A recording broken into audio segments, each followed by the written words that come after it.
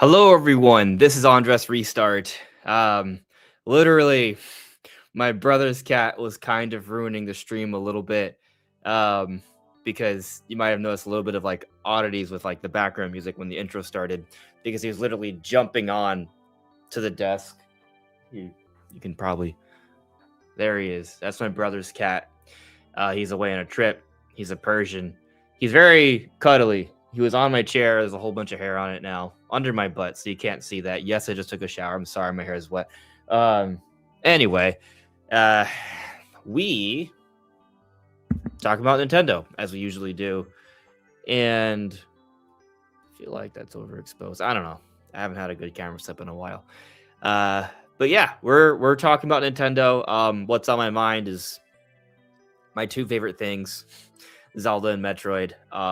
And for Zelda, it's kind of like we've since the confirmation, that's kind of been like my main thing I've been thinking about. But now Metroid has resurfaced as a big topic of conversation right now, and given that Metroid is like in my top three, Zelda and Metroid are my top three favorite Nintendo or just straight up video game franchises, we're talking about it. So let me know if you guys can hear me well. Let me know if everything looks at least okay, bearable. Yeah, I really just don't like how the lighting works. Anyway, I think it's because there's a whole bunch of white behind me, which is annoying, but whatever. Yeah, I know I haven't even been live streaming that much, but yeah, I'm checking with the chat now. Today is a Q&A, right? It's me and you. We're just chatting, trying to have a good time. Xeno Hope, Did you change your name? You changed your name. But thank you for letting me know everything looks and sounds good.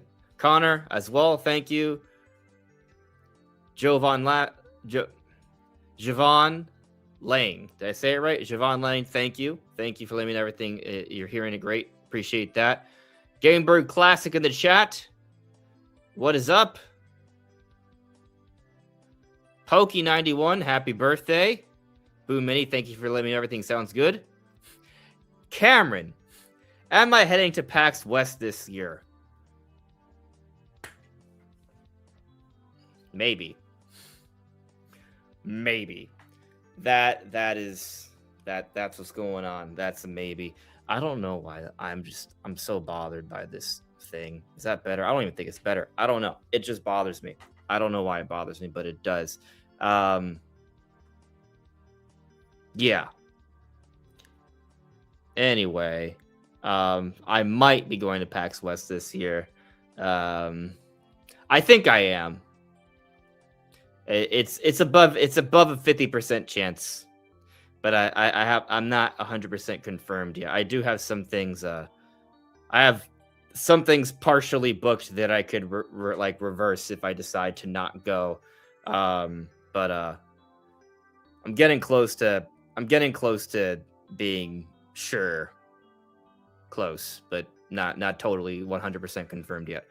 But the thing is, like, one of the reasons I want to go is because, well, there's a good chance there may be some playable Nintendo demos there.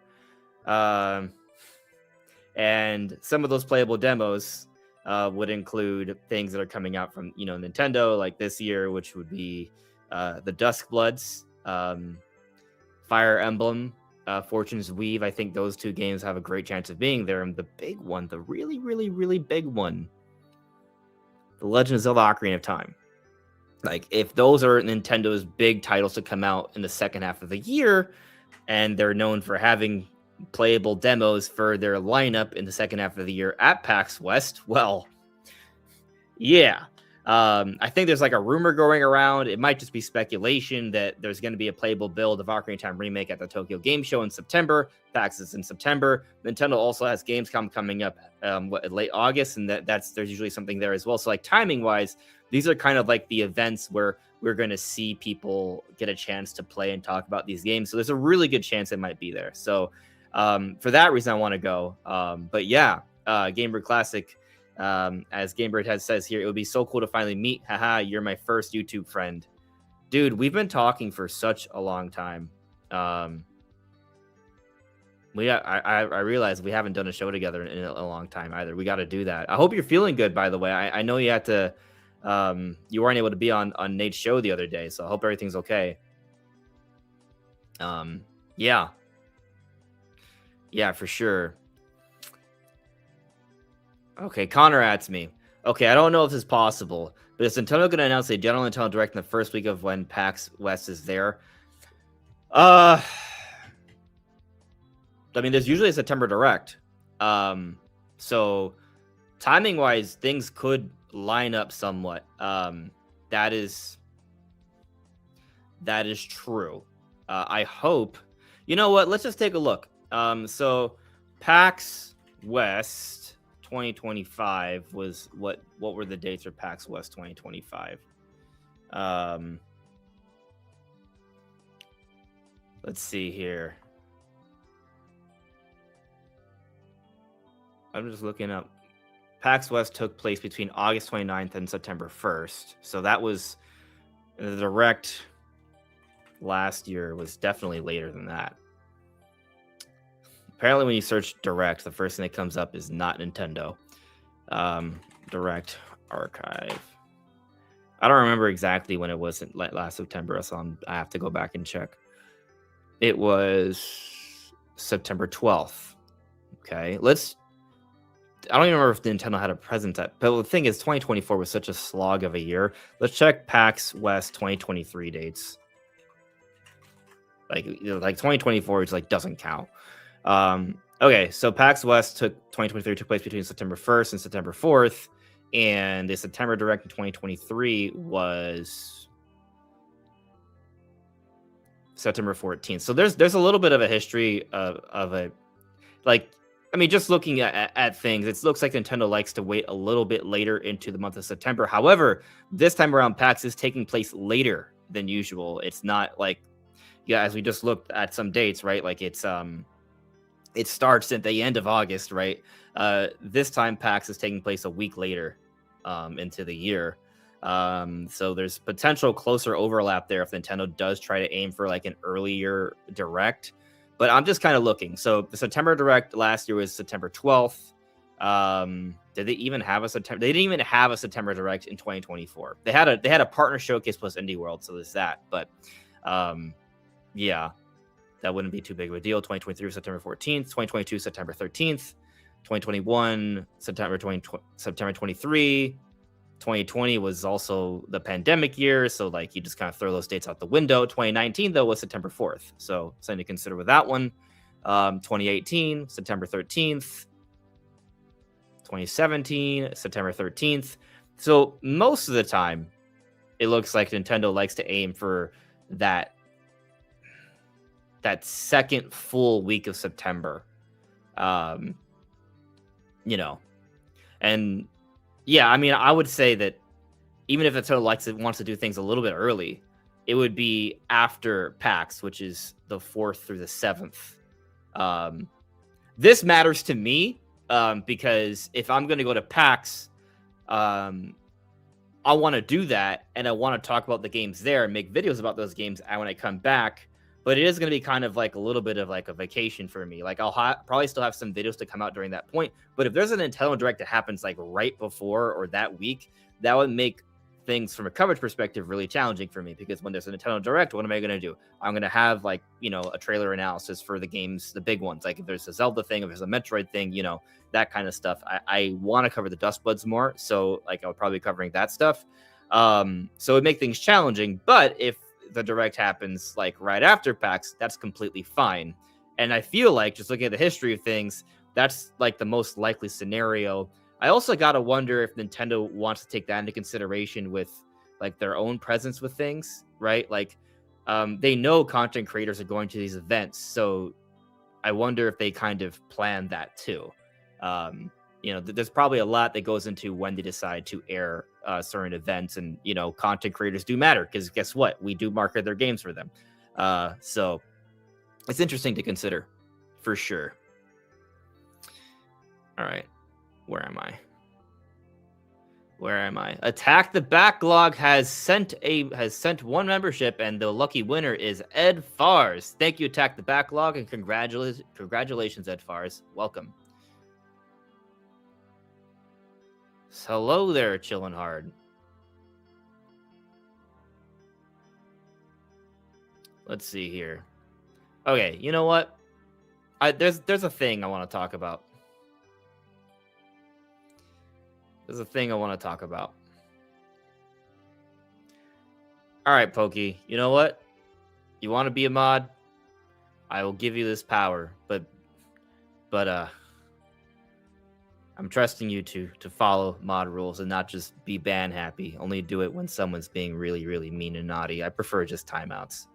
But happy birthday, and sure, I would love that. Thank you.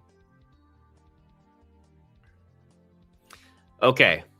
I'll just tell you what's on my mind.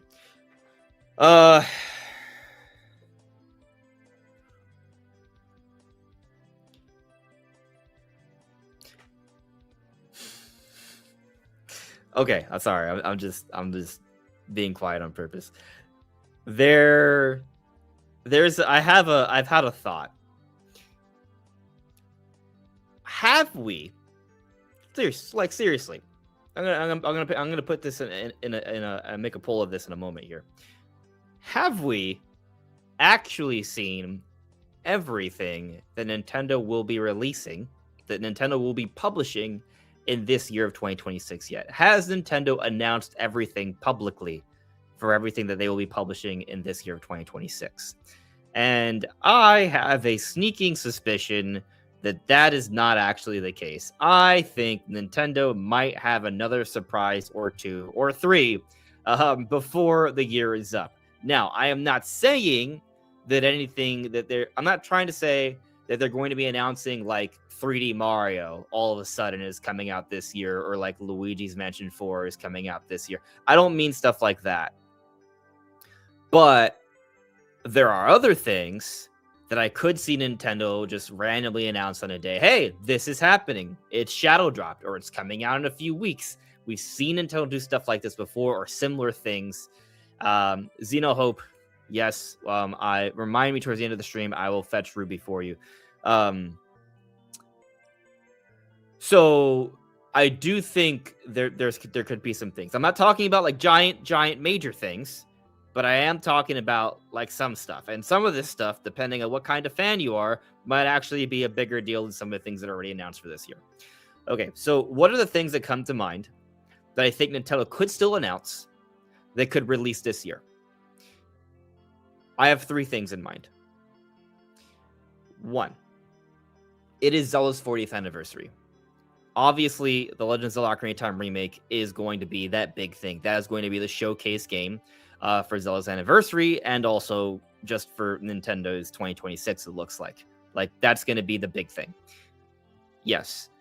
However, that is a Switch 2 exclusive. And there are so many Switch 1s out there. And it is Zelda's 40th anniversary, and that usually entails more than just one thing. And we do have the live-action movie coming out next year, and that's coming out April, and they're going to want to be promoting that all throughout. They're going to be promoting the Zelda brand all throughout, and they're probably going to want to give people more ways to play and enjoy Zelda, not just the Ocarina of Time remake. And maybe that has to do with like certain deals or stuff on the eShop. I'm sure there's going to be some of that stuff, just reminding people that Zelda is already available on Switch 1. But there are rumors, and there have been rumors for such a long time, so it's kind of hard to like believe it. But, and I've said this many times, if there is going to be a time that these rumors would come true, if it would be now, and that's for the Twilight Princess HD. Wind Waker, I mean, with Wind Waker already on Switch, I think it's less likely. I'm not saying it's out of the question, but I could see Nintendo possibly announce the release of Twilight Princess HD, and that would be a way to give Switch 1 owners something to enjoy for the 40th anniversary. And like, I could see Nintendo announce that in some sort of Zelda 40th anniversary event, and it would be a quick turnaround. It doesn't have to be Twilight Princess HD, by the way. They could even just do like, hey, Twilight Princess coming out for Nintendo Switch Online, but then that would still only be for Switch 2 owners. So that's kind of like the interesting challenge there, because GameCube is just for Switch 2 owners, and I feel like Nintendo would want something for Switch 1 owners. Although maybe it's not as big of a deal because we're already in the second year of Switch 2. But that is one thought that I kind of consider in terms of something else that Nintendo could decide to announce that may come out this year. But that's not even the main thing for me. And I'm still not going to get to the main thing yet. There's another thing. Another thing, and there's rumors for this. We've been hearing about this for some time. I think it's going to happen. It makes sense. More Switch 2 editions. Specifically, I'm thinking about the Pikmin 4 Switch 2 edition. I think the Pikmin 4 Switch 2 edition. Oh, you know what? If I just stand back a little bit, I feel like there's something about the lighting that's just bothering me. Like if I don't know. It's just gonna bother me. I should just not look and just pretend it's fine. Yeah, so I think a Pikmin 4 Switch 2 edition could be something else Nintendo may just kind of announce all willy-nilly at any random point this summer to come out later. It could be an August release, which brings me to my next big point. August doesn't have any Nintendo published announcements. Now, maybe they just want to use it as a slow month. Totally fine. They could do that, but they also don't have to do that. They do like to be pretty consistent. So I wouldn't be surprised if Pikmin 4 fits in there. I think right now, in terms of what is announced for this year, we have, obviously Rhythm Heaven and Splatoon Raiders were this month in July, and then we're in August, right? So that's literally next month. So like we'd be talking about a very quick turnaround here. There would be an announcement that would have to happen fairly soon, unless it's shadow dropped. But I kind of feel like a Pikmin 4 Switch 2 edition they may want to have a physical version of, maybe. So there's that to consider. But also it doesn't have to be in August. So we don't have anything in August, but in September we're getting Fire Emblem. And then October we're getting a Switch Sports Resort. So that prediction came true, by the way. And then November and December, we don't have any dates yet, but we do still know that both the Dust Bloods and Ocarina of Time Remake are slated for this year. My prediction, Ocarina of Time Remake is the November release. The Dust Bloods, some people think it might get delayed to next year. I understand the perspective, but me just kind of being optimistic, I still think it stays in this year. And I don't know if they double up and put that also in November. Some people think putting it in December is a bad idea, but we've seen Nintendo put out major releases in December several times. So I'm kind of leaning towards the Dust Bloods being a December release, but maybe they're just holding off on a release date yet because they want to make something more special out of it. Or it's also an October release because it's just Switch Sports Resort in October, if I'm not mistaken. So, and the Dust Bloods would definitely be fitting for that period of time. So that makes sense. I think Dust Bloods is October or December. Like just me kind of like talking it through. It's one of those 2 months, and I do think Nintendo can double up in October. And feel free to tell me if I've missed anything. Right, I am talking about Nintendo published titles here. Right, so something like, for example, Elden Ring, I wouldn't consider like as part of like this consideration, even though that is certainly an important release on Switch 2. The Dust Bloods, Nintendo has a hand in getting on the platform. They are funding this. They are publishing this. So it's different. Now, the other thing, and the main thing, or the biggest thing to me that I kind of feel like was it's the main thing I wanted to bring up, is Metroid related. It is also Metroid's 40th anniversary, right? Yeah. But like, I'm just curious if like the release month of Metroid. I know it's been 40 years. It came out the same year as Zelda. Metroid NES release date. What month did it come out? August.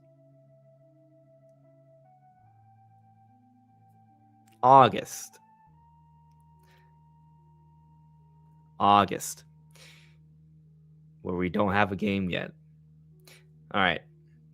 So if you guys watched the video put out a few days ago, we got a big leak actually for a brand new Metroid title, Metroid Ravenous. This is like from like official government stuff from Brazil. Like there was an official submission for a rating by Nintendo of America. This is official stuff that was taken down. Like it was a legitimate leak that Nintendo submitted to get a rating in Brazil for a title of Metroid Ravenous. This is very likely a brand new Metroid title.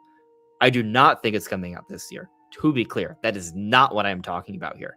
However, this news is extremely interesting because it fuels other stuff, and other people have come out and said, such as Andy Robinson, Video Games Chronicle, that there is more to come.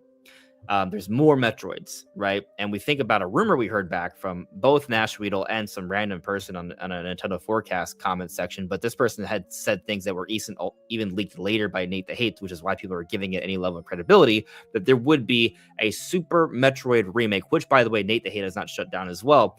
And it's been talk of it being a pixel-based remake. So if this wouldn't be like Metroid Ravenous, which is going to be Metroid 6, looks like a brand new Metroid with the awesome, visuals, super ambitious, like a follow-up to Metroid Dread, right? Like that seems like that's going to happen, but that's going to be maybe a 2027 release. But something that is a remake, maybe even pixel style, that wouldn't take as many resources, right? That could have a quicker turnaround in terms of development time. They could at least put that out to celebrate Metroid's 40th anniversary, continue the Metroid momentum, help to build up that brand, put that out maybe in August as part of like a shadow drop to celebrate the anniversary, and so you have a little bit of something there for Metroid fans, a cool little remake, not a giant crazy one, right? Like not like Star Fox or Ocarina, but still something kind of cool that we can play and enjoy. To celebrate the anniversary, give us Metroid fans something to enjoy for this year to tide us over until next year when we get the brand new Metroid Ravenous. That's kind of the thought here, and that's what I'm kind of thinking. And a title like that, like I know some people don't like hearing this because it may seem like it has a bad connotation, but a lower budget Metroid remake, pixel based Metroid Super Metroid remake, that's something Nintendo could announce Shadow Drop same day, or announce it and it comes out just a few weeks later in stores or something. Or maybe how they handled with Metroid Prime Remastered, where they announce it, is shadow dropped in the eShop, and a couple weeks later it's available for a physical release or something like that. Although something like that, I don't even think it would be priced that highly, like $20-$30 tops. So yeah, that would be, if it's 40, I'll be surprised, but we'll see. It is a rumor, to be clear, but it's a rumor that multiple people have spoken out on and at least suggested some level of support for. And it's very interesting from a timing perspective. So I'm going to kind of now put a poll in the chat and see what you all think. I think there's still something else. Is there something else Nintendo will announce to release in 2026? No, not Q&A. This entire live stream is a Q&A. I meant to put a poll.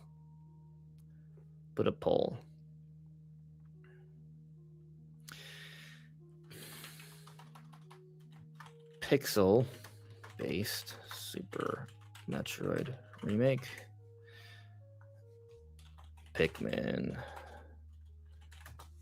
4 Switch 2 edition. Twilight Princess HD.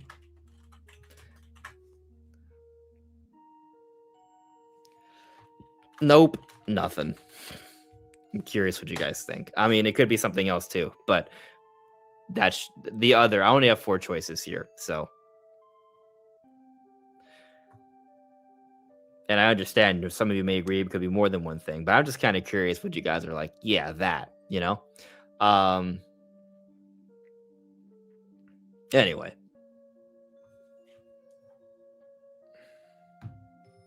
Upper Domain adds me. I already play my Switch 2 90% of the time, but now that I'm boycotting Sony, it's perfect time to get lost in all the upcoming Switch 2 games like Splatoon Raiders and Ocarina of Time Remake. Um, yeah. It's interesting that you bring that up.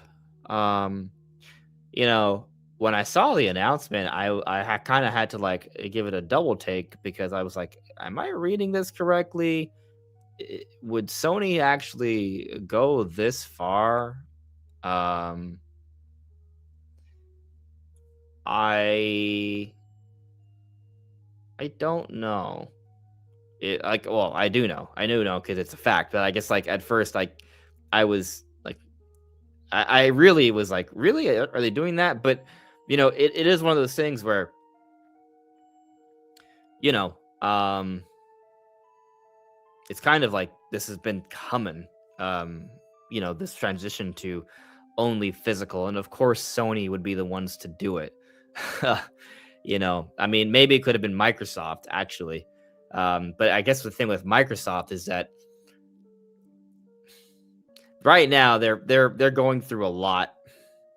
I don't think they're in a position to suffer that PR storm. But at the same time, you look at what they've been doing. Like what is it? I'm sorry, I don't even play Xbox, but the Xbox thing, Game Pass? Yeah, Game Pass. Right? Is Game Pass? No, that's not Game Pass. What is it? Is it Xbox Game Pass? Right? We pay or a monthly subscription to play games? Yeah. I don't know why my brain's like blanking out. I'm getting old. Anyway, my point is, and then they've been putting a lot of games on third-party platforms. So, you would think that maybe Microsoft would be a little bit into the idea of going all digital because that's kind of what they've been sort of pushing already. Like where I know there's what Project Helix, so that there may be one more Xbox here. We don't know exactly what it's going to be, but you look at where Microsoft is at, and you could easily see them being totally okay with being all digital because I mean, there's not really much more reason for them to be producing hardware anyways at this point. So that's kind of something I'm thinking about here. Although I'll also say it was really cool to see that the same day this news came out from PlayStation, Bethesda announced that Oblivion Remastered on Nintendo Switch 2 will be a physical cartridge, and they created a little like animation for it. That the entire game would be on the cartridge there. So like that was really great timing. I'm pretty sure it was intentional. It wasn't like a super crazy animation, so they probably did that on purpose. But very cool to see that. It's great that we're seeing Oblivion Remastered, full physical, not just a Game Geek card on Switch 2 for sure. And so that should be celebrated. Anyway,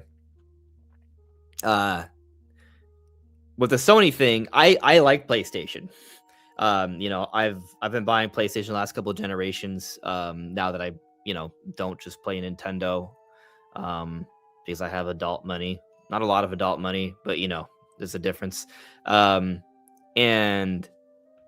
yeah, I'll be honest, my PS5 is all digital because I just didn't think I don't care that much about PlayStation that I like collecting the physical stuff.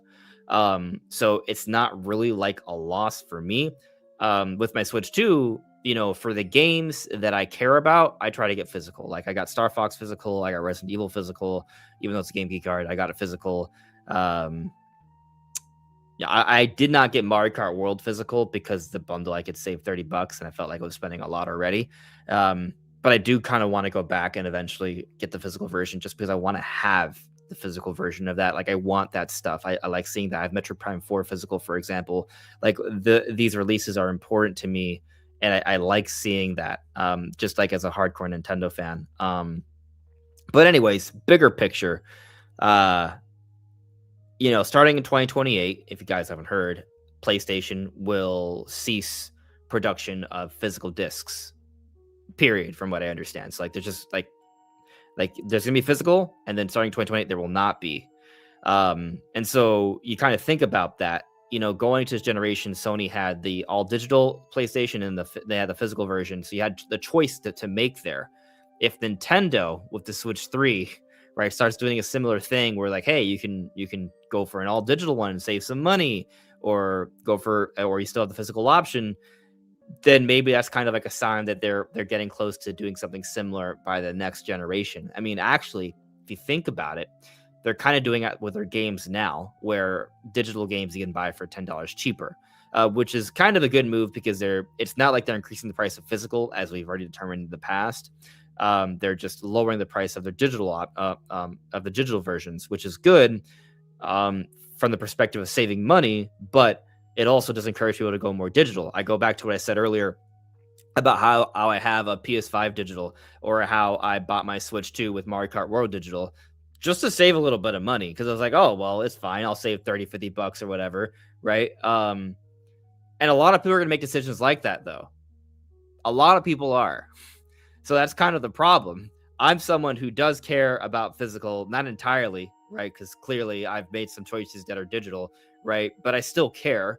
And I think the thing is that unfortunately, a lot of people who like physical, and I'm sure a lot of you in the chat do, it's not like we are kind of a minority, is what I'm trying to say. Like, most people are going to be okay with all digital because most people aren't that into it.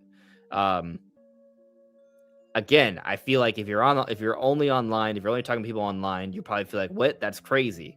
But I'm thinking like big picture. I'm talking about the casual audience, right? Like, there's just a lot more people for a lot more people, it's just not that deep, I guess is what I'm trying to say. As Pokey says, all my friends are all digital.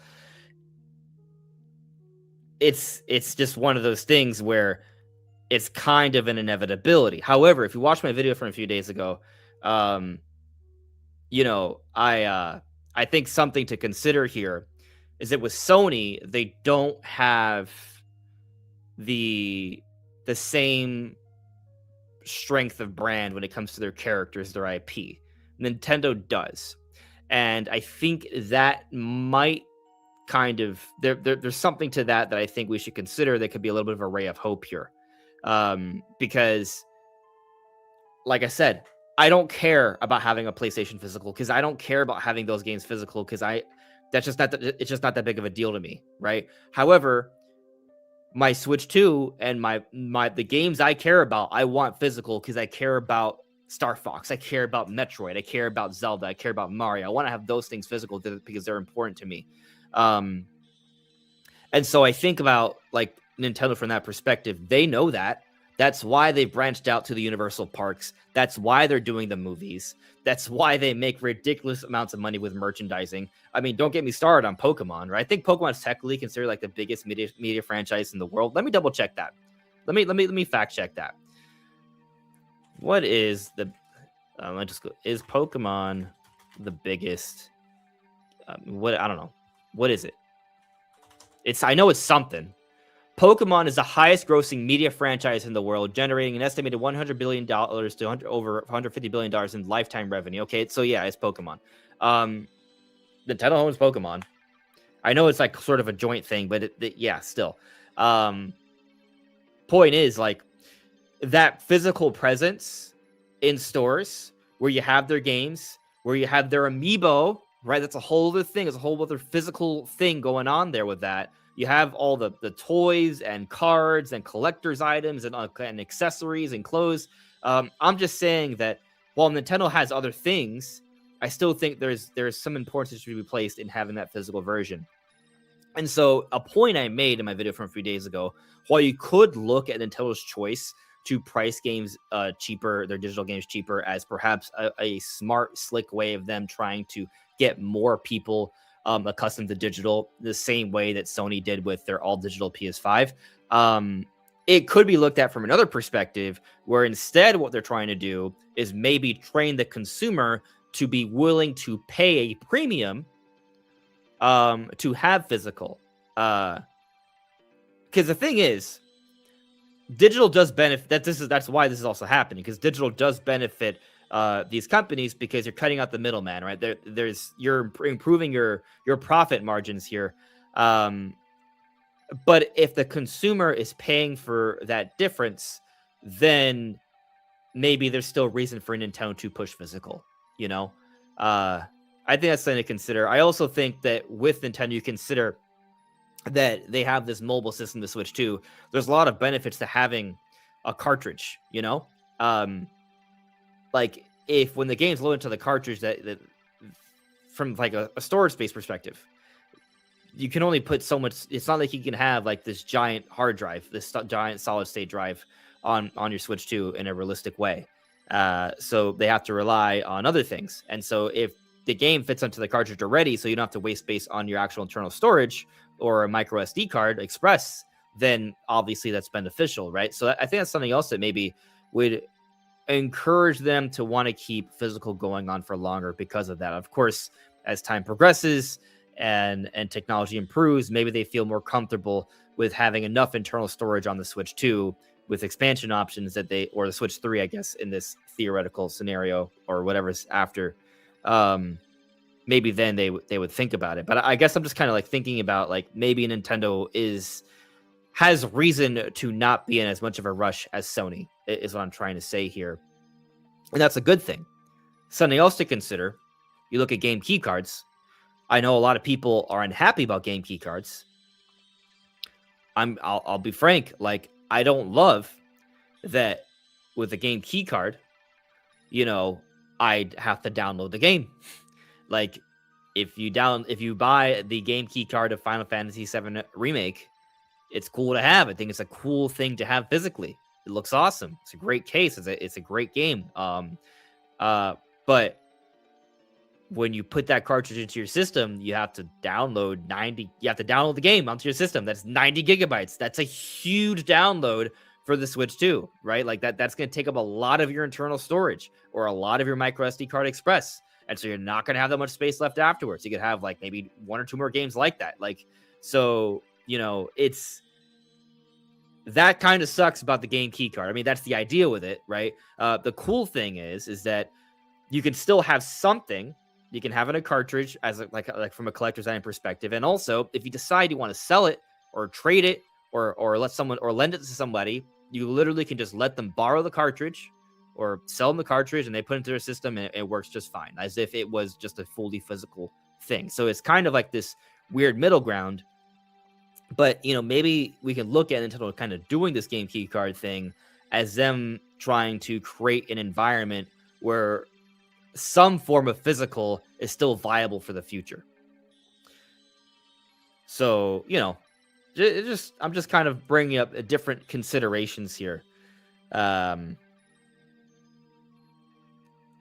Regardless, I do think that we're just kind of headed in this direction where it's just the nature of the beast, And so I think we should appreciate things while they last. Is my kind of main thought with this. What do you guys think? Let's see. Let's check out the chat. What is chat saying?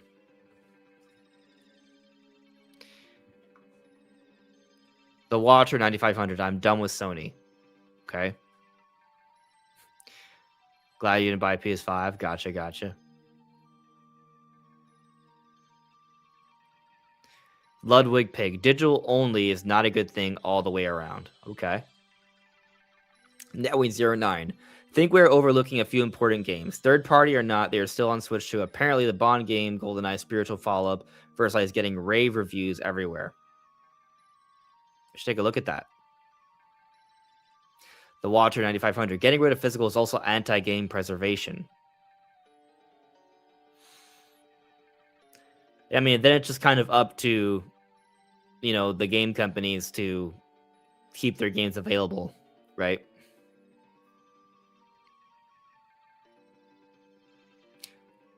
Legend of Lex. Yeah, I'm okay with paying more for physical. Upper Domain. I'm totally okay with paying extra for physical.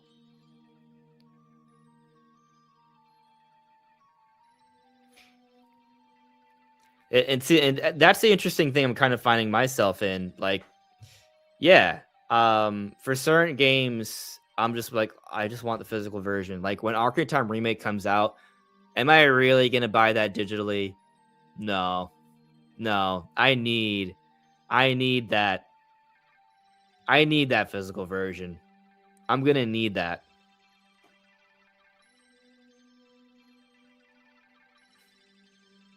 Boo Mini adds me. Add to your whiteboard the following. Call Enuma and say, make it $80. Okay. Xeno Hope asks, can we see Ruby? Ruby, can you come? Let's see if she comes. Ruby, where are you?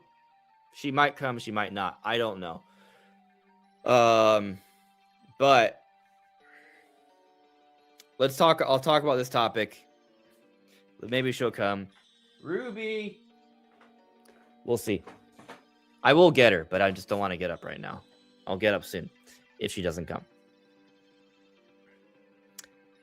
But let's talk about this Zelda thing. So,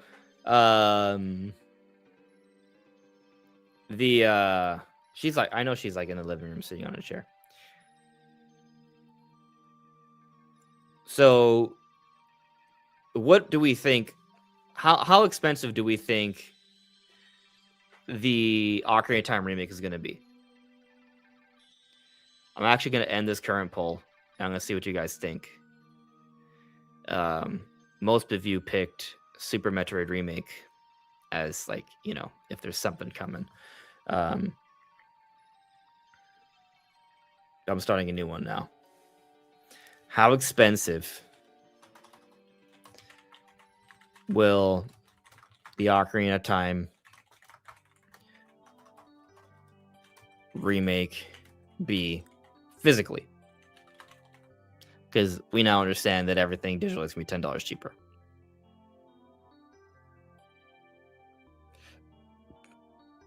I can't type. How expensive will the Ocarina of Time remake be physically? 80 USD, by the way. We're going in USD, so I'm gonna make that clear. 70 USD. 60 USD.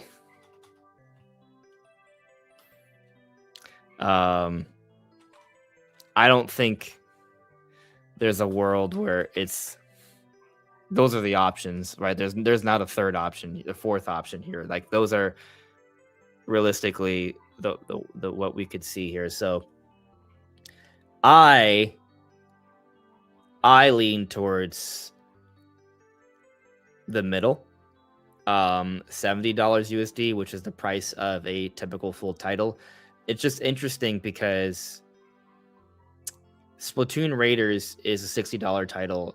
Star Fox is a $60 title. Nintendo Stream those as budget titles, back-to-back budget titles. Rhythm Heaven, I think, is even cheaper, right? Like, what is Rhythm Heaven's price? Rhythm Heaven. Let's just switch. It's $40 digital, though, right? $40 digital, 30. It's okay. So on Switch 1, they're not doing the whole cheaper thing. It's just $40. But that's a much smaller game, so I get that.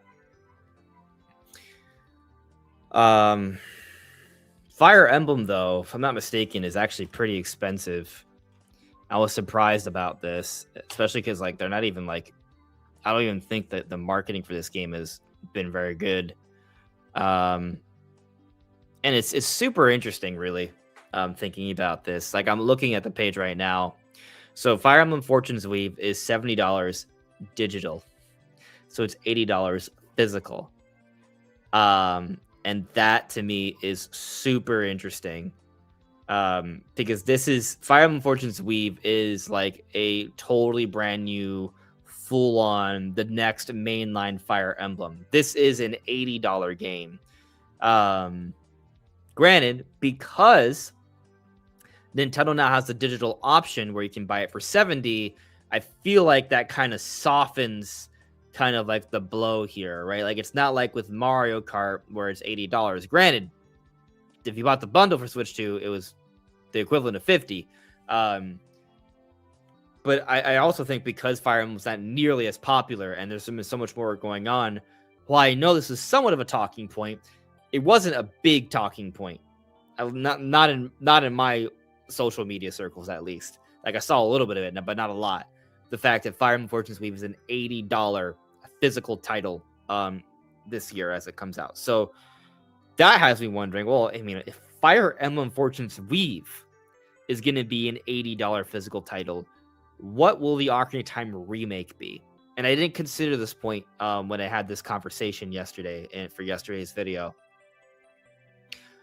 I'm not ruling out, I didn't rule out the possibility that the Ocarina of Time remake could be an $80 physical game, but I kind of assumed that 70 would be the most likely. I definitely think the Ocarina of Time remake is not going to be treated as a budget title like a spin-off, like a Splatoon spin-off or a Star Fox remake that doesn't have that much extra new content, right? Like those things are true. I think they're both really good, valuable things, but I can understand why they went for a little bit cheaper, the way they went for a little bit more of a budget price with those titles. I understand that. The Ocarina of Time remake, like even if they don't add any new content, is a larger, longer experience than Star Fox by significant margin. And so you kind of think about things from that perspective. Like even if they're going like bare bones minimum here with this remake, at least like if they go Star Fox level, which I still don't think would be really that bare minimum because of the size of the game itself and because just the strength of Zelda's brand, I got to think they would go for $70 here. But I also don't think that it is going to be as limited of a remake as Star Fox. And to be clear, I think the Star Fox remake is a very good one. But I think we've seen a decent amount of evidence to suggest that they're going to go with something bigger, as we talked about in multiple videos already and the last live stream. Like Nintendo describes this as a full remake. They've used Reborn in a lot of their marketing. I know Nintendo's done it for other things, but they've done it a lot for Ocarina of Time, and I think that matters. You just look at the teaser trailer, like there's some significant design changes. There are elements there that just didn't exist in the original version or the 3DS version for Ocarina of Time. So that leads me to believe that they are doing something really special here. We've seen a patent where they're exploring around with the mechanics in a forest temple. Like to me, that just has me thinking that they are. This is a big deal. It's a big deal thing, and it's their big November release. So, I'm assuming it's a November release. We don't know when it's coming out. We just know it's 2026. But what are the options really?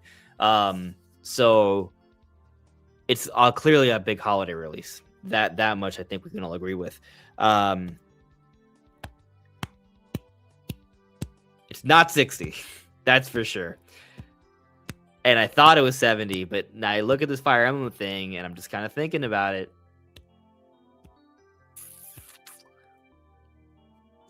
I also think Nintendo does consider this too. It's not just about the value, but it's about the value. I know that sounds dumb. Let me explain. It's not just about putting a price that will help the games. I mean, it is, but I guess what I'm trying to say is that there's a reason why a lot of prices for Nintendo games don't go down. When people see that, it sends a message. And so with the Ocarina of Time remake, if you price it at $70 in comparison to Fire Emblem Fortune's Weave at $80, that sends a message, and I don't think that's the message Nintendo wants to send. So I might be changing my mind here. I might be, as opposed to yesterday when I made yesterday's video, I was like, I think this is most likely 70 with a chance of it being 80. I'm now thinking this is more likely. Like if I had, like now I've changed my position. I think this is more likely. I don't want to say it's like an extreme likelihood, but I am now leaning actually in the opposite direction where I think Ocarina of Time remake is going to be an $80 game physically in the United States, and there's still I'm not like saying it's like 90-10, right? But maybe I'm like 65-35 or something like that, 60-40. Where the other side is, hey, maybe it's still 70 because it's still a remake, and it kind of comes down to how ambitious they're going to be with it. Not to mention, and this is actually another little wrinkle to this, that they also could do some sort of crazy like special Zelda 40th anniversary bundle, and that sort of muddies the waters there in terms of the message they're sending with the price point. Granted, they also have that for Fire Emblem. There's a $120 version that has this Dagdan collection, which I don't the Dagdan collection, right? Because it's based off the region, the Dagdan region, right, or country or continent. What is the Dagdan collection? Let me just screen share this for you guys, for those who care.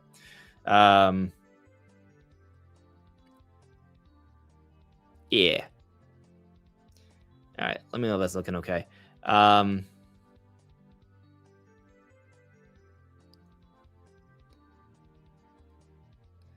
I see. I'm looking at the poll. I'm seeing it change in real time, which is really interesting. Anyway, the Dagden collection. This is it.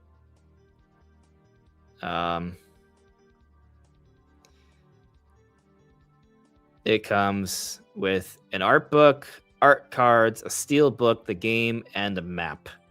So the game is $80, but the steel book, the art cards, the art book, the map, and the box all raise it to about $40. Now, I mean, the art book alone, I can, I don't think it's a bad deal. I don't think I'm personally hyped enough for Fire Emblem to want this version. I'm going to buy the game for sure. Maybe they'll change. Maybe there'll be like a Fire Emblem Direct or something that'll change my mind. But I don't think I'm going to buy this special Dagden collection. I'm just going to buy the game because I think it's a really good game. I mean, this is basically the sequel to my favorite game of 2019, which is Fire Emblem Three Houses. This is not like Engage, right? This is like following the Three Houses formula. This is like the actual Three Houses sequel. And so I think we're in for a really good game, actually, with it. Not that Engage wasn't good, but this is like another level good, in my opinion. So I'm certainly interested in that. Still probably won't buy the $120 Dagden collection. But would I do something like that for Ocarina of Time? Bro, for Ocarina of Time, though, like, I think about that. No, I don't want to do that. I think about that, and just think about it. Like, it's Zelda's 40th anniversary. We've heard that there's going to be like a special Zelda Switch 2 that's going to come out or something. But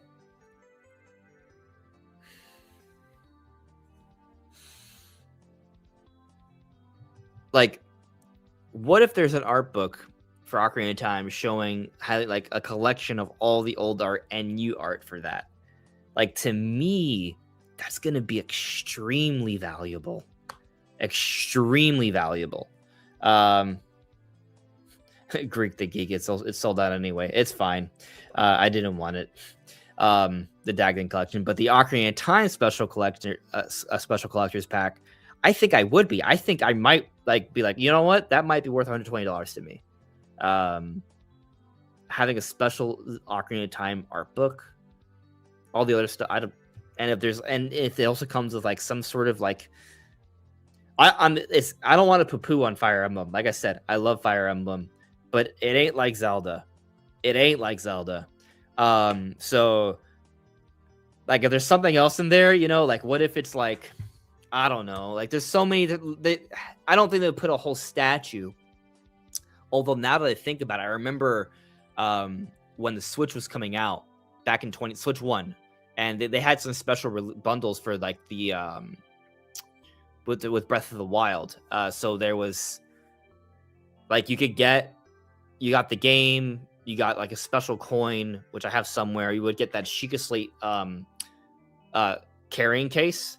And then there was a more expensive version that came with the Master Sword, like the old age Master Sword, like in a statue. They could even do something crazy like that, where they have multiple kind of special versions. I would love for a statue like that, or something else. Like, I don't even, it doesn't have to be another Master Sword statue, but that would make sense. It could be something else. Like, I'm just saying, just the more I think about it, I'm like, yo, they could get a lot of people to buy a special 40th anniversary Ocarina of Time remake edition. Like, they can make a killing on that. Let's see here. Ninty Prime in the chat. Happy birthday, bro. Hope you're having a good birthday. Would you buy a special Ocarina of Time remake special edition game that has an art book and something else to collect? It's like $120. I think the answer is yes.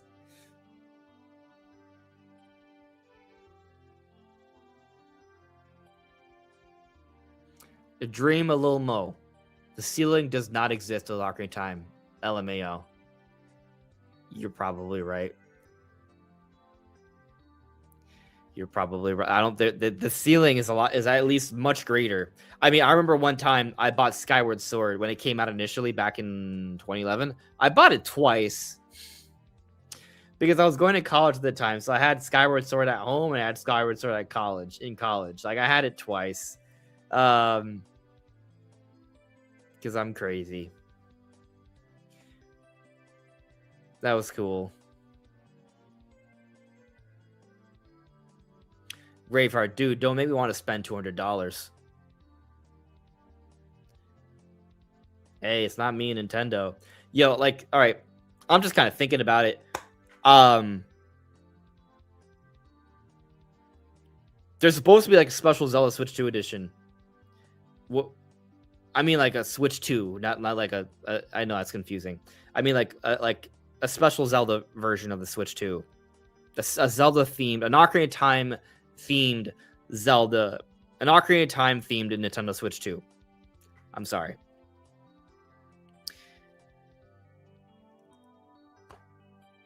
That the thought of that makes me think, oh, what if I got you know, that, like, I kind of want to buy a Switch 2 again for that, which, you know, it's not a great idea, but it's also kind of like, it's Zelda. It'd be so awesome. 77737, are we still leaning towards full remake or remaster? Definitely not a remaster. It is not a remaster. We already know that for a fact. I mean, literally on Nintendo's website, the metadata says full remake. Now, the question is, what does full remake mean?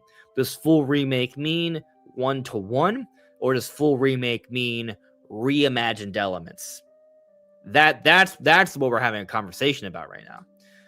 But it's definitely 100% a remake this time around. I know, like, if you go back far enough, like, the terms remaster and remake certainly have, it's a little bit of a blurred line scenario, even though a lot of times companies will call something a remaster versus remake.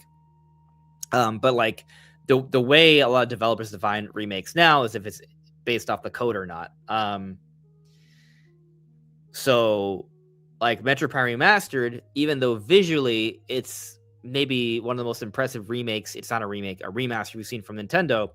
It looks like a remake visually, but it's still not. It's still a remaster because it's just basically like a new coat of paint. It's the same game structurally. Like, it's using the same exact code. They just kind of reworked the code. A remake would be like a totally new thing. Star Fox is a totally new thing, even though it's they remade the levels 1-to-1. And I understand that's a little confusing. Boo Mini asked me, they use the word reborn, which to me means full reimagining. Yeah.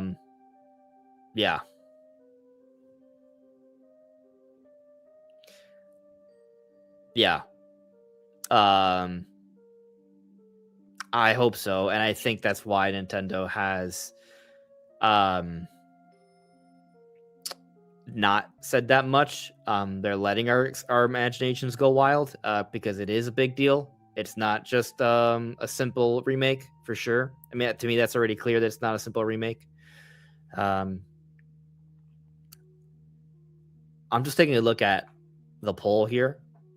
We have 105 votes on it already, and the poll is it's been interesting. Very few think it's going to be $60.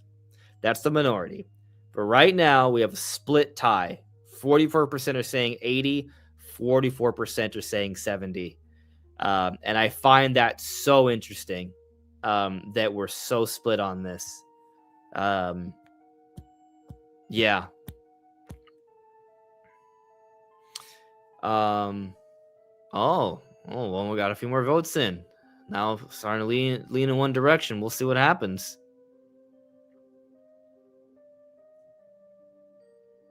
Yeah, 70 I agree is the minimum. Arnell adds me. For me, I do hope they get voice acting for the characters. I do think that they're going to have voice acting because they already have the narration that's voice acted. that narration, a lot of it is essentially what the beginning of the game is, that we believe this is basically retelling the beginning of the game. That's what the teaser is.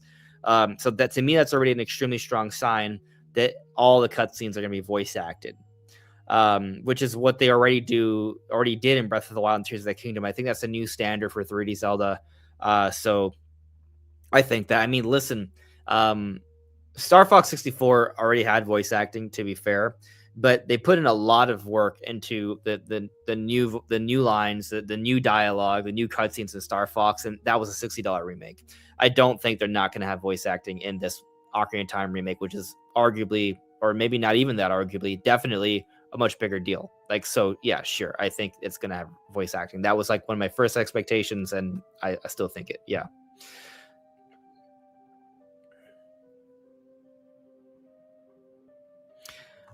Sawa's Red 85. I've seen some doom and gloom videos about Ocarina of Time because of proposed $6 price tag, and I greatly dislike all the negative talk. I'm very hopeful for this game. Yeah, you know, I made a video about that yesterday, and I think a lot of people were unhappy that I even talked about it. But I mean, I was talking about it to explain that I think it's extremely unlikely, right? And because it was a talking point, it was a common talking point. You know, I guess people saw that a lot of creators were talking about this. I haven't seen anyone else's video on it, just to be clear. But I can imagine a lot of people were using it as an opportunity to kind of be like, oh my God, it's over. Yeah, I don't think that. I don't think there's anything to worry about. Christopher Spreezy, when do you think we'll get more footage of the game? When do I think? I think we're getting close. Like I said, Gamescom is coming up late August. PAX is in early September. Tokyo Game Show is later in September. I think those events, at least one of them, maybe all of them, will have Ocarina of Time remake there at the show in some form being playable, and also it's probably be a direct by then. So my thinking is, though, if there's gonna be like some kind of, like, I think we're going to get footage of Ocarina of Time remake before late August, is what I'm trying to say. I think we have to get some kind of news on the game before that point. Maybe they have a Zelda 40th anniversary direct in September, and then they have a general direct in September. No, I'm sorry. I misspoke. Maybe they have a Zelda 40th anniversary presentation, or maybe they just have an Ocarina of Time remake direct. Yeah, okay. Let me start over one more time. One more time. In August, this is what I'm guessing. I don't have a lot of evidence to support it. It's just really just kind of me thinking about what makes sense. So keep that in mind. I could be wrong. There's a good chance I could be wrong, in fact. But my thinking right now, if I have to place my bets, and again, I could be wrong, and there's a good chance I could be wrong, I think there's probably going to be a presentation for The Legend of Zelda Ocarina of Time, if not this month of July, which I think is unlikely, actually, probably in August. Because there's so much going on right now in August between Rhythm Heaven and Splatoon Raiders. I think Nintendo wants to focus on those things.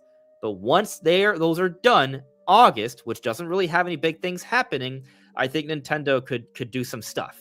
I think one of those things could be giving us a presentation for Ocarina of Time. I think it makes sense to have that presentation for Ocarina of Time in August, in large part, so then Nintendo can share the message, and then people can start going to these events, playing and talking about this game. And then also there will probably still be a September direct in September where they could highlight the other 40th anniversary things, including a trailer for the live action Zelda movie. And maybe you don't want to have that much focus on Ocarina of Time when you also want to show off the movie.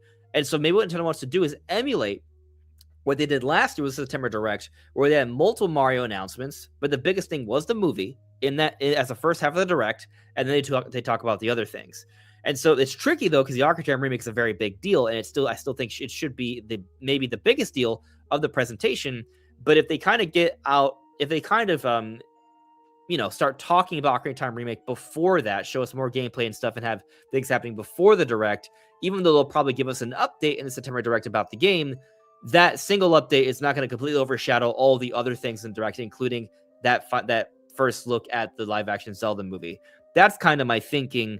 Even if they aren't handling things exactly in that way, I still think it makes sense to think that they want to have something big happen in the summer, probably a few things. We also know that there's supposed to be a Dust Bloods playtest at some point this summer. And talk about Ocarina of Time Remake before all these different events. Gamescom, PAX, Tokyo Game Show. So my bet is August when we get new footage for Ocarina of Time. And if not, there's all these events happening between Gamescom and PAX and Tokyo Game Show between late August and September. And also, it's usually when we have a direct. So, the latest we're waiting is September. And what's interesting, we're already in July. 1 month from now, it'll be August. 1 month from that. Like, we're talking about a 2-month wait at most here. At most. And it's probably less, in my opinion. So, yeah, that's where I'm at with that. There was something someone said that I got sidetracked and didn't get to. This is completely separate, but the Dread Zero added me. It will be a perfect way to celebrate the anniversary and prepare for the movie next year. Absolutely. Good point.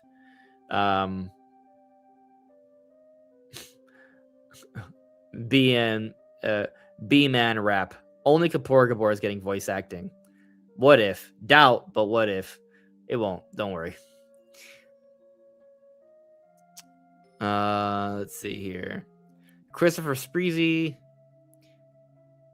Maybe I kind of talked about this already. Hi, Andres. Just during the stream, when do you think we will see the Ocarina of Time Remake Reborn next? I hope we won't have to wait until September. Yeah, I just kind of talked about that.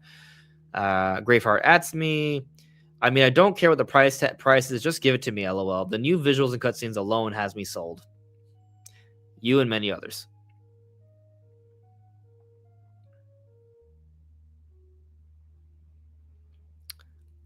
I know there was something I saw in chat that I wanted to get to, but I just saw all these other things. I just didn't get to it.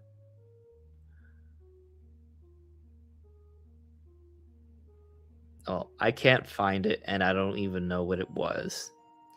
So, I'm just saying,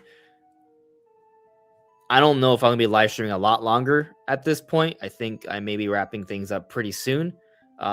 So what I'm going to do is ask you all to send in your final questions and chats, right? Shout outs to Patty Burke, 1971, with sending that membership there. Super appreciated. Thank you for doing that.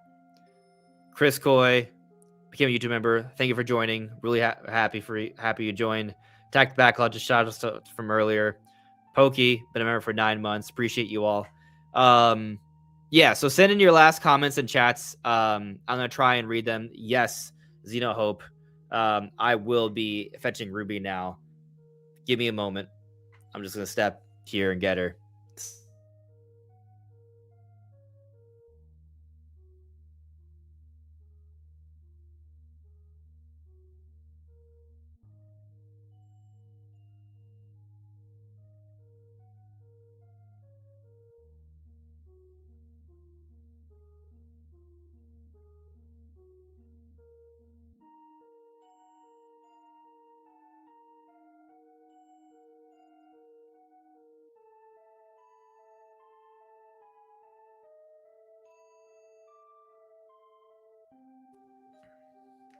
Okay, Ruby. Say hi to the camera. Say hi to the camera. Say hello. Say hello, little girl. How you doing?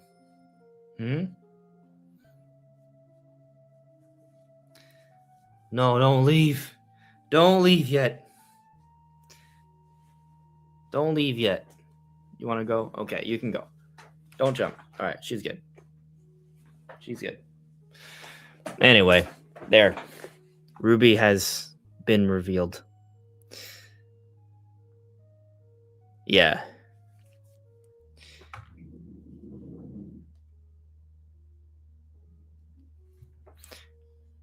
Ruby's she's still here. I think she wants to go outside now. I'll let her out in a bit. I have like a patio that she likes hanging out in, and the sun's like setting now, so she'll want to kind of sunbathe for a bit. Anyway, Connor asks me, final question. Final question.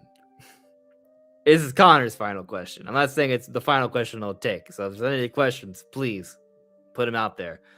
But Connor's final question for the evening. Do you think in the September Direct, if we ever get one, an announcement for a Kirby Triple Deluxe plus Kirby Planet Robobot pack for the Kirby's 35th anniversary next year? I don't think they're going to make a 35th anniversary announcement for Kirby in a September Direct this year. I don't think that. When Kirby came out 1990, well, the first Kirby game, or am I, is it you? No. What was the first Kirby game? 1992? 1992. Which I guess would mean the 35th anniversary next year. I had to Google that. I didn't remember. I don't think so. I'm not saying there won't be a Kirby announcement. I just don't think they're going to make a 35th anniversary announcement in this year. No, I don't think so. But in the 35th anniversary year, that's more plausible. Chris Coy, when do you think Stellar Blade is coming to Nintendo Switch 2 later this year? Official announcement for the Dune Nintendo Direct Friday, June 9th, 2026. They didn't give us a date, right? They just, what did they tell us? Stellar Blade Switch 2. They didn't tell us when it's coming out. Was there like even a window? I'm like looking at the trailer now. Actually, let's just look at the trailer together. Why not? Just look at this. It's a good looking game. And is it 60 FPS on Switch 2? That'd be huge. I know. I feel like this is a game that would. Also, I don't know if this is gonna lag or not. So I hope it doesn't. Well, now it's not even loading. So there's that.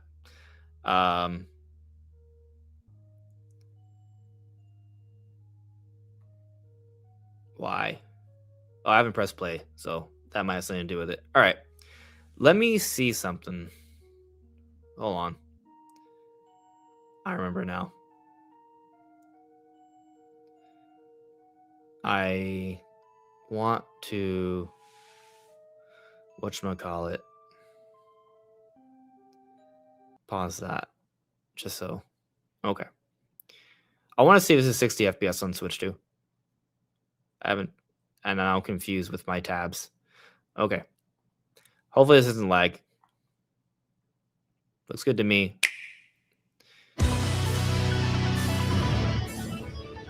Courage doesn't look that disgusting.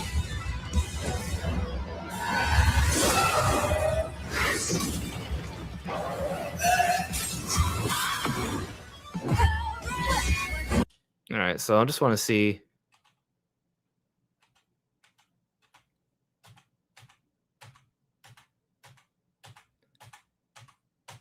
Yeah, it's 30 FPS. Like, I'm trying to go frame by frame. Well, sometimes I don't know. It's kind of weird. It's definitely not every frame. But sometimes there's multiple frames. Like, I think that's just like some inconsistent frame stuff going on there. Anyway. Still looks good. Like, obviously, you can play this on your PlayStation, but maybe you don't want to play this on your PlayStation.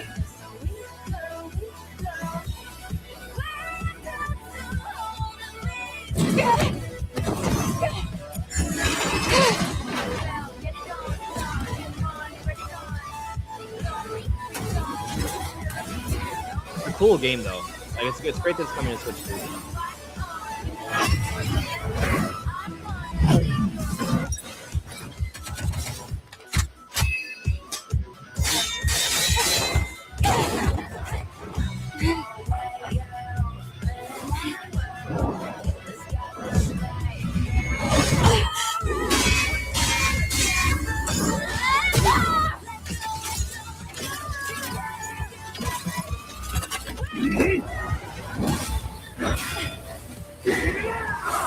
So I always have, like, there's a lot of Switch 2 games where they're Switch 2 ports from bigger AAA games where the hair looks really, like, fuzzy and nasty. And, I mean, you can see the hair is pretty prominent on the character model. It's not like okay, so all we have is Blanket 2026. It's not bad. It's just, like it's fine. It's not great, but it's I guess what I'm trying to say, it's like not jarring is really my main point here. And that's a good thing because there's been some games where the hair has been kind of like jarring, I guess. Um, where is my thing? There's my thing. Okay.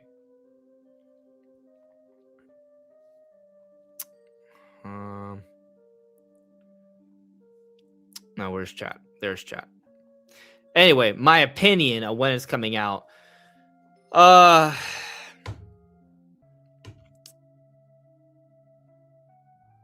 So there's no audio for that at all?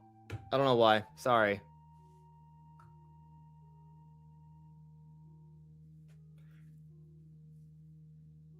There should have been audio.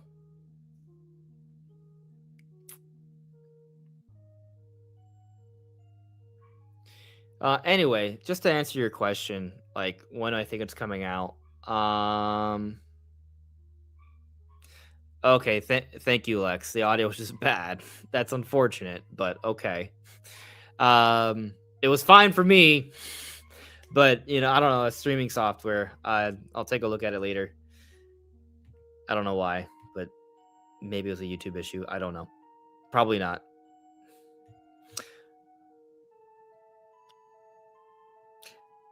I wish I could just give. I wish I could give you. I wish I could give you like a good answer on when I think Stellar Blade's coming out, but I just can't. I just can't. I do think though that it's not a summer release, right? So that tells us that the earliest this is coming out is September, but more likely it's coming out in sometime in that October to December window. I think a lot of games are going to be given a second look. And there's going to be a lot of games playable between Gamescom, Tokyo Game Show, and PAX. And I imagine Stellar Blade is going to be one of them. And it's going to be interesting to see how it runs on Switch 2 when we have a more final version.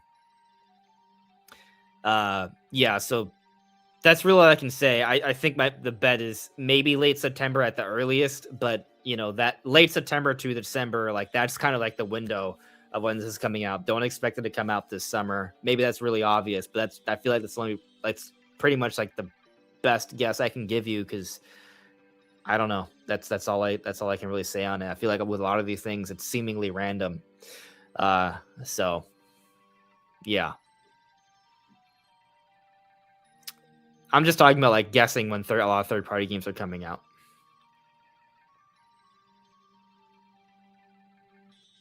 Dragon's Dogma 2 coming to Switch 2 though. Like I actually really liked the September Direct from a third-party perspective because they announced a lot of impressive running AAA third-party games on Switch 2. Stellar Blade being one of them, Dragon's Dogma being another. Like it's very cool to see these games coming. Yeah. Anyway, I think I might be done with the stream. Almost. I'm going to end the poll here. I guess, yeah. All right, so it looks like the poll, even though for a while, we got 148 votes in. For a while, 70 and 80 were neck and neck. 70 pulled out, and 45% of you voted that the Ocarina of Time remake physically will be $70 USD. However, still a significant portion of you, 39%, think 80. And it was a smaller ratio earlier. It was just 12% earlier. But now the poll ends with 16% of you actually thinking that it could be even as low as $60 USD. Yeah, I'm actually currently leaning 80. But 70s. We'll see. We'll see what happens. I think a lot of it kind of comes down to how ambitious the remake is, for sure. Lex asks me, do you think Ocarina of Time will be playable at PAX? Sorry if this was already answered. I mentioned it, yeah, but also it's worth revisiting. Like, it better be. Um, I think it's a really good chance it will be. At the very least, I think we'll have new footage by that point. You know, I mean, I guess it's one of those things where maybe Nintendo, the fear is that because it's Zelda, and maybe Nintendo thinks, oh, we don't need to even have it played. Everyone's going to buy it anyway. There's a little bit of that fear, I guess. But I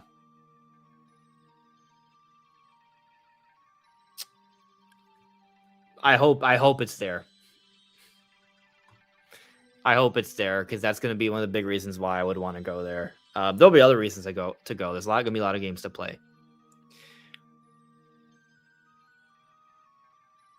Boom Mini asked me, do you think Nintendo's considering the Ocarina of Time remake physical price based on the price of GTA 6? That is an interesting consideration.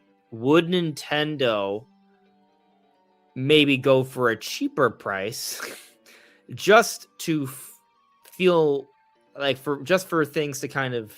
I think the answer is no, just to be clear. I don't think Nintendo is going to change the price for the Ocarina of Time remake because of another game, regardless of how big that other game is. Because I think Nintendo thinks big picture here.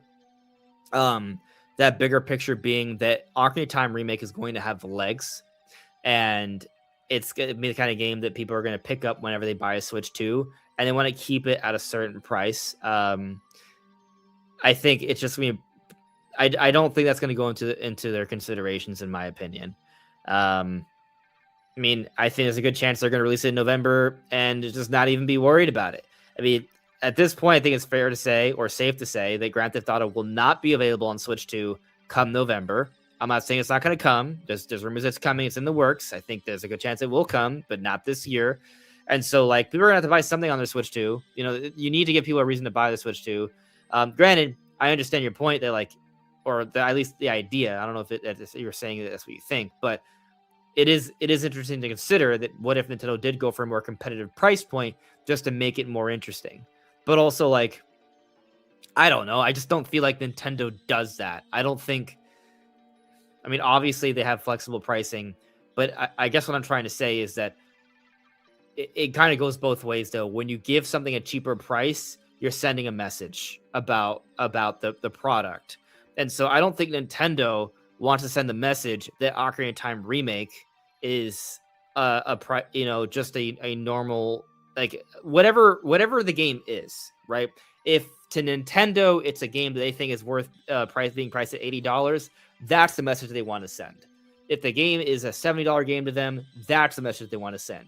If the game is a $60 game to them, that's the message they want to send, if that makes any sense, right? So I guess what I'm trying to say is that if they internally would think, hey, under normal circumstances, this would be an $80 game during this era, then I think that's the price they're going to do it. I don't think they're going to lower the price by $10 because of Grand Theft Auto to compete with it in any way, shape, or form. I don't think that's their concern, because I think that sends a message they don't want to send about the game. Also, Nintendo marches to the beat of their own drum. I really do think a lot of people are really overblowing this Grand Theft Auto element to things. It's one game. It's one game that's going to sell really well, but on varying platforms, and it'll have a strong launch, but it's going to continue to sell for years. It's certainly a big deal, but it's not like other games haven't found success with prior Grand Theft Auto releases. Even if this is a bigger one, the gaming world is bigger now. There's not even going to be a GTA release on Switch 2. Nintendo obviously doesn't want to not have something for people to pick up and play and be interested in during the biggest, most important part of the year in terms of sales for their platform. So yeah, I don't think so. I think we should just not worry about the GTA element thing here, in my opinion. I just don't think that's going to be an issue. Yeah.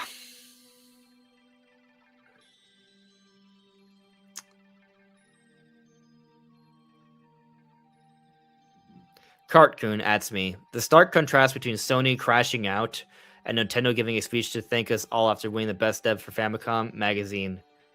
Huh. That is interesting. Yeah. Right now, Sony don't look too good. Nintendo will be looking great. Legend of Lex. Ocarina of Time is widely known as one of the greatest games of all time. It's actually, that's a really good point. Like, it's Ocarina of Time. Like, what kind of message do you want to send?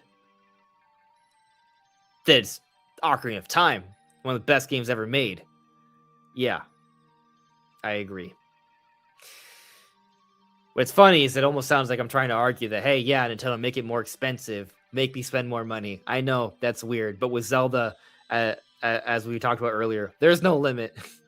You know, but I'm honestly just trying to be realistic about this. It is Ocarina of Time. It's going to be the most important game of the year. Whatever Nintendo views it is what it's going to be. Anyway, that is it. I'm out of things to say for tonight, but there will be more to say in the not so distant future. I do think I could probably talk more about Metroid, actually, but we can have more conversations about that again in the future. Metroid's anniversary is coming up. You know, could there be more things like Metroid Prime 2 or 3? I don't know. Metroid Ravenous next year, right? Maybe. Are we getting that Super Metroid remake? Would there be any content changes? I would doubt it, but it could still be really cool. Boo Mini, that's me. Tell Anuma we want $80. I know he's just a phone call away. I'll let him know. I'll give him a call. But anyways, everyone, thank you all for coming by. Happy Sunday. I'll see you really soon. Have a good night. Bye.